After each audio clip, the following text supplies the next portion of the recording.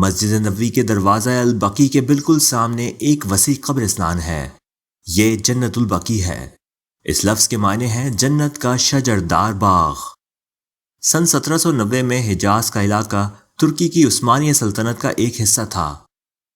اسی سال شاہ سعود نے اس علاقے پر قبضہ کیا اور تاریخی اسلامی ورثے کو تباہ کرنا شروع کر دیا۔ اس پر عثمان ترک حکمران سلطان محمد دوم نے ابراہیم پاشا کی کمان میں 1818 میں ایک فوج نجد فتح کرنے کو بھیجی۔ ترک جرنیل نے السعود کو شکست دی اور یہ مقبرے دوبارہ تعمیر کرائے۔ انگریز براہ راست حجاز کی سرزمین پر حملہ کرنے کا رسک نہیں لے سکتے تھے۔ انہوں نے اپنی روایتی عیاری سے کام لیا اور اس مقصد کے لیے 2 مقامی عرب قبائل السعود اور شریف حسین سے مدد حاصل کی۔ السعود کا تعلق نجد سے تھا اور یہ قبیلہ 100-200 سال سے اس علاقے میں اقتدار حاصل کرنے کے لیے کوششیں کر رہا تھا۔ سن 1880 میں انگریزوں کی مدد سے شاہ سعود نے نجد پر قبضہ کر لیا اور یہاں کا حکمران بن گیا۔ دوسری عالمی جنگ میں جب انگریزوں نے سلطنت عثمانیہ کو شکست دی تو حجاز کا علاقہ سعودیوں کے حوالے کر دیا۔ سعودی یہ نظریہ رکھتے تھے کہ ان کے عقائد سے ہٹ کر سوچنے اور چلنے والے لوگ توحید کے منکر ہیں۔ ابتدا میں انہوں نے شیعہ اور سنی دونوں فرقوں کو کافر قرار دیا۔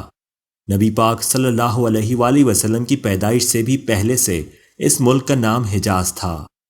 سعودیوں نے اس کا نام سعودی عرب رکھ دیا اور مقدس مقبروں کی تباہی کا کام شروع کر دیا۔ انہوں نے اپنا ایک نمائندہ سلیمان بن بلحد مدینہ بھیجا تاکہ وہ وہاں کے مسلمان علماء کو اس بات پر قائل کرے کہ وہ کسی بھی استدلال کی روح سے جنت البقیع کو تباہ کرنے کا فتویٰ دے دیں۔ ایک دلیل یہ تھی کہ مزاروں نے قبرستان کی بہت سی جگہ گھیر رکھی ہے اور اس ناجائز قبضے کی وجہ سے دوسرے لوگوں کو اپنے مردے دفن کرنے کے لیے جگہ کی تنگی کا سامنا رہتا ہے۔ اپنے حق سے محروم لوگوں کو انصاف کی فراہمی کے لیے مزاروں کو مسمار کرنا ضروری ہے۔ صرف اسی استدلال کی بنا پر فتویٰ طلب کیا گیا۔ کچھ علماء نے اختلاف کا اظہار کیا جس پر انہیں دھمکی دی گئی کہ اگر وہ خاموش نہ ہوئے تو انہیں کافر قرار دے کر قتل کر دیا جائے گا۔ آخرکار فتویٰ جاری ہو گیا۔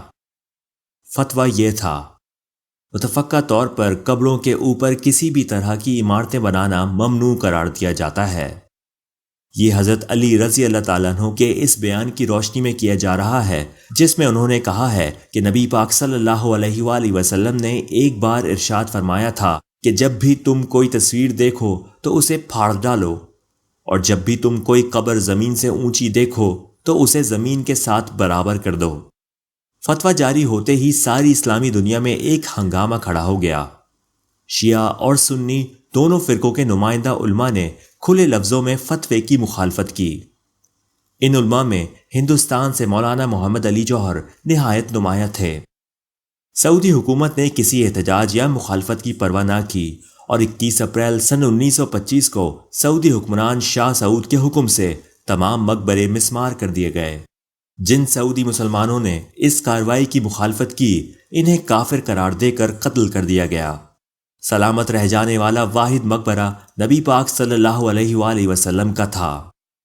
سعودی حکمرانوں نے اس بات کا خوب پرچار کیا کہ نبی پاک صلی اللہ علیہ وآلہ وسلم کی قبر پر مقبرے کی عمارت آپ کی تعلیمات کے منافی ہیں اور مسجد کے اندر قبر بنانا بھی ایک بڑا گناہ ہے۔ لیکن شدید عالمی رد عمل کے خوف اور مذمت کے باعث وہ نبی پاک صلی اللہ علیہ وآلہ وسلم کے مقبرے کو مسمار کرنے سے باز رہے۔ پہلی بات تو یہ ہے کہ یہ فتویٰ تمام مسلم امہ نے متفقہ طور پر نہیں دیا تھا۔ چند مخصوص علماء نے حکومتی دباؤ پر یہ فتویٰ دیا تھا۔ دوسرے یہ کہ ماضی میں ہر دور میں قبروں پر مقبرے تعمیر کرنے کا رواج رہا ہے۔ نبی پاک صلی اللہ علیہ وآلہ وسلم اور ان کے ساتھیوں کی قبروں پر بھی روزے تعمیر کیے گئے تھے۔ تیسری اہم بات یہ کہ سنی علماء کے مطابق حضرت علی رضی اللہ تعالیٰ عنہ سے منسوب بیان کے متعلق یقین سے نہیں کہا جا سکتا کہ یہ کس حد تک سچائی پر مبنی ہے۔ وہ اس بیان کو مشکوک قرار دیتے ہوئے اس پر اعتماد کرنے کو تیار نہیں۔ لگتا ایسا ہے کہ جیسے یہ بیان حکمرانوں کی ہدایت پر ان کی خواہش کے مطابق تراشا گیا ہے۔ آج بھی سنی علماء زمین سے 6 انچ اونچی قبر بنانے کو ہی مستحب سمجھتے ہیں۔ یہ مقبرے جو مسمار کر دیے گئے زیارت کے لیے آنے والوں کو دعا اور تلاوت کی جگہ فراہم کرتے تھے اور انہیں موسمی حالات سے بھی بچاتے تھے۔ اور اگر حضرت علی رضی اللہ تعالیٰ عنہ کے اس قول کو سچ مان بھی لیا جائے تو بھی کئی سوال سر اٹھاتے ہیں۔ حضرت عمر رضی اللہ تعالیٰ عنہ کے زمانے میں مسلمان حکومت اسرائیل اور مصر تک پھیلی ہوئی تھی، اور اس وسیع مسلمان سلطنت کی حدود میں بہت سے اولین پیغمبروں سمیت نبی پاک صلی اللہ علیہ وآلہ وسلم اور ان کے عزیز و اقارب اور ساتھیوں کے مقابر موجود تھے۔ اس وقت انہیں مسمار کیوں نہ کیا گیا؟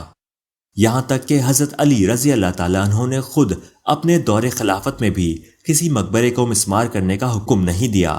یہ ایک کھلی حقیقت ہے کہ نہ تو نبی پاک صلی اللہ علیہ وآلہ وسلم نے اور نہ ہی چاروں خلفائے راشدین میں سے کسی نے مقبرے مسمار کرائے۔ یہ ایک بڑی سچائی ہے کہ مسلمان حکمرانوں نے 1400 سال تک ان مقبروں کی حفاظت کی۔ مدینہ کے علماء نے بھی 1400 سال تک اپنی مرضی سے ایسا کوئی فتویٰ نہ دیا۔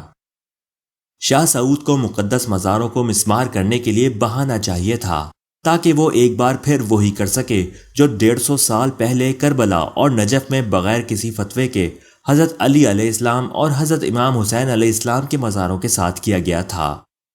اللہ جل شانہ کے حکم سے مسلمان ہر سال حضرت اسماعیل علیہ السلام اور حضرت حاجرہ علیہ السلام کی جد و جہد کی یاد میں حج کرتے ہیں، تو پھر مزاروں سے کیسا خطرہ؟ وہ مزاروں پر عبادت کو بت پرستی اور شرک قرار دیتے ہیں۔